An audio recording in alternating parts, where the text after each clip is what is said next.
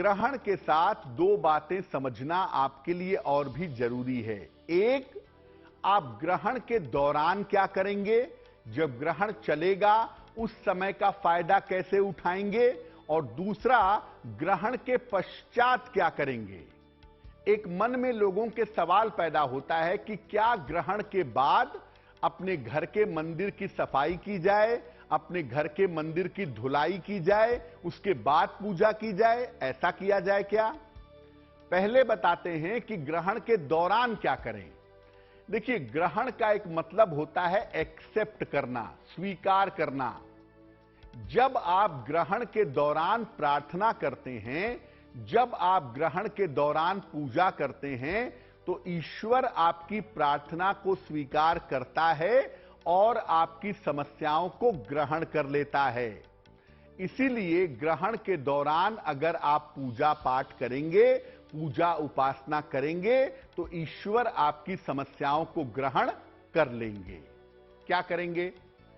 ग्रहण के पहले, जब ग्रहण शुरू हो रहा है, मोटे तौर पे दोपहर में 1:15 बजे के आसपास शुरू हो रहा है, लेकिन भारत में 5:30 बजे के बाद से ही आप इसकी मोटे तौर पे शुरुआत मानिए।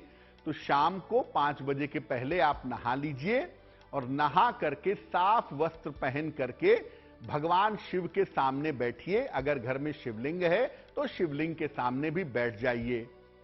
इसके बाद एक घी का दीपक जलाइए और भगवान शिव को सफेद फूल चढ़ाइए। अगर वास्तव में ऐसा नहीं कर सकते तो मानसिक रूप से एक घी का दीपक जलाएं और भगवान शिव को सफेद फूल अर्पित करें। इसके बाद या तो शिव तांडव स्तोत्र का पाठ करें, जटाटवी गलत जल प्रवाह पावत स्थले गलेव लंब लंबिताम भुजंग तुंग मालिकाम डमट डमट डमट डमट निनाद वड्ड वर्मयम चकार चंड तांडवम तनोतु नः शिव शिवम। शिव तांडव स्तोत्र का पाठ करें या ओम चंद्रशेखराय नमः, ओम चंद्रशेखराय नमः इस मंत्र का जप करें। और कोई मंत्र नहीं जप पाते तो कम से कम नमः शिवाय का अधिक से अधिक जप करें। चंद्र ग्रहण के समय में नमः शिवाय का जप करना भी बहुत अच्छा होगा।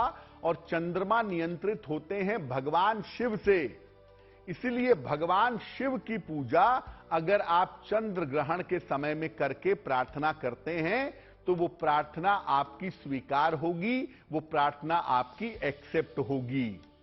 साथ ही साथ आपके द्वारा की गई प्रार्थना की वजह से आपके जीवन की बाधाएं दूर हो जाएंगी। ये काम ग्रहण के दौरान ही करिएगा। शाम को लगभग 5:30 बजे से 6:30 बजे के बीच में आप भगवान शिव की अधिक से अधिक पूजा करिएगा और भगवान शिव से कृपा की प्रार्थना करिएगा।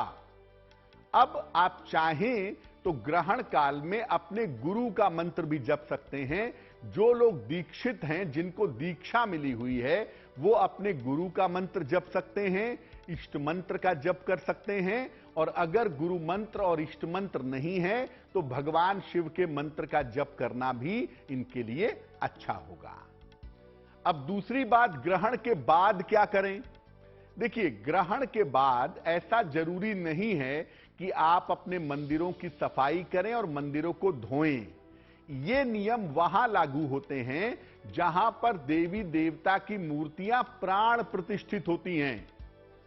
ज्योतिष में चंद्रमा को आयु और प्राण का मालिक मानते हैं। चंद्रमा और सूर्य का मतलब प्राण और मन। तो चंद्रमा सूर्य इन्वॉल्व होते हैं। तो जब मूर्तियों में प्राण प्रतिष्ठा होती है तो उनकी तरंगों पर असर पड़ जाता है, उनके वाइब्रेशन पर असर पड़ जाता है। इसीलिए कहा जाता है कि मंदिरों के कपाट बंद कर दिए जाएं। घर में अगर आपके प्राण प्रतिष्ठित मूर्ति है तब तो आप मंदिरों की सफाई करेंगे, अपने घर के पूरी अच्छी तरह से सफाई धुलाई करेंगे, पुनः उन्हें स्थापित करेंगे और पुनः पूजा करेंगे। लेकिन अगर प्राण प्रतिष्ठा घर की मूर्तियों की नहीं है, सामान्य रूप से आपने मूर्ति रखी है, सामान्य रूप से आपने चित्र रखा है, तो आप ग्रहण के बाद स्नान करके सामान्य रूप से पूजा स्थान में बैठ करके पूजा कर सकते हैं। और ग्रहण के बाद पुनः आप भगवान शिव की पूजा कर सकते हैं। ग्रहण के बाद चंद्रमा का मंत्र है ओम सोम सोमाय नमः, इस मंत्र का जप कर सकते हैं। ओम श्रांग श्रीं श्रौं सह चंद्रमसे नमः, इस मंत्र का जप कर सकते हैं। ये जप करने के बाद, ग्रहण के बाद आप प्रार्थना कर सकते हैं कि भगवान शिव की कृपा से आपके ऊपर ग्रहण का कोई दुष्प्रभाव ना पड़े। ये दूसरी बात हो गई। तीसरी बात यह है कि ग्रहण के बाद उपाय क्या किए जाएं।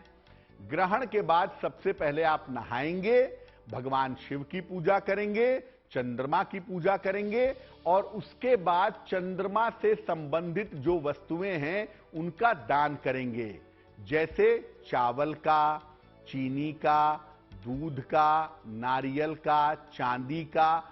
अगर आप इसका दान किसी निर्धन व्यक्ति को ग्रहण के उपरांत कर देते हैं, ग्रहण के बाद कर देते हैं, तो निश्चित रूप से आप ये समझिए कि ग्रहण का दुष्प्रभाव आपके ऊपर उतना ज्यादा नहीं पड़ेगा।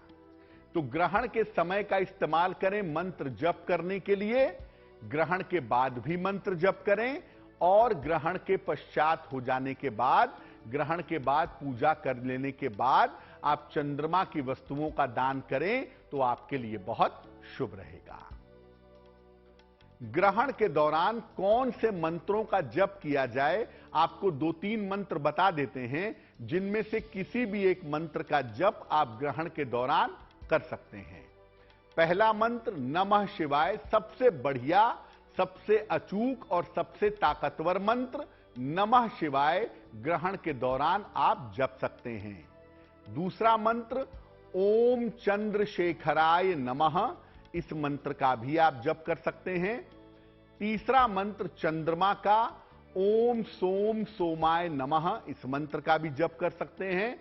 चौथा मंत्र भी चंद्रमा का ओम श्रांग श्रीं श्रौं सह चंद्रमसे नमः, इस मंत्र का भी आप जप कर सकते हैं।